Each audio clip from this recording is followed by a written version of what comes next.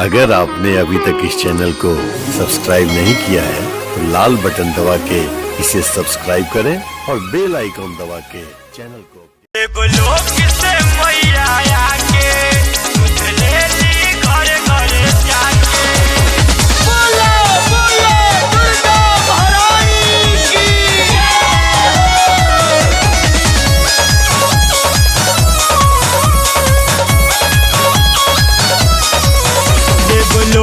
से मैया आके सुध ले ली घर घर जाके देवलोक से मैया आके सुध ले ली घर घर जाके स्वागत आगे बढ़ के बड़की भवानी आई चढ़ते ना बरात रात चढ़ के माई महारानी हई चढ़ते न बरात आवत रात चढ़ के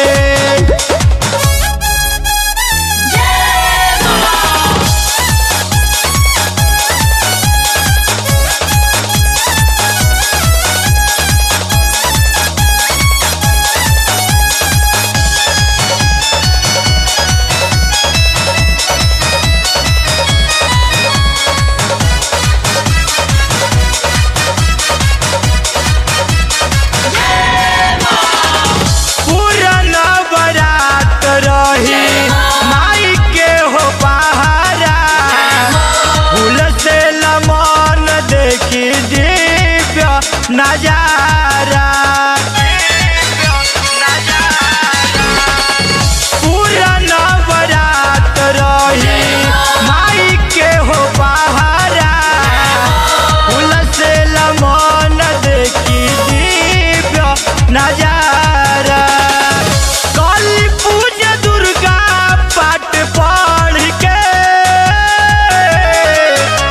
बड़की भवानी चढ़ते न बरात आवत रात चढ़ के माई महारानी आई चढ़ते न बरात आवत रात चढ़ के देवलोक से मैया आके ले ली घर घर जाके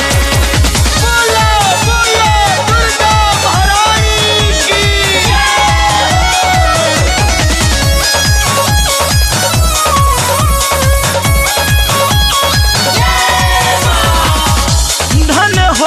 जीवन सूरज पौआ पखार के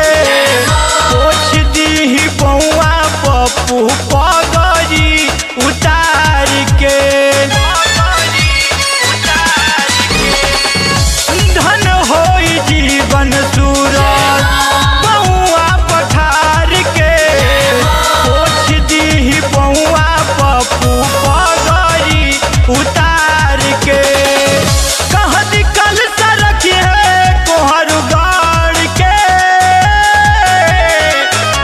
बड़की भाव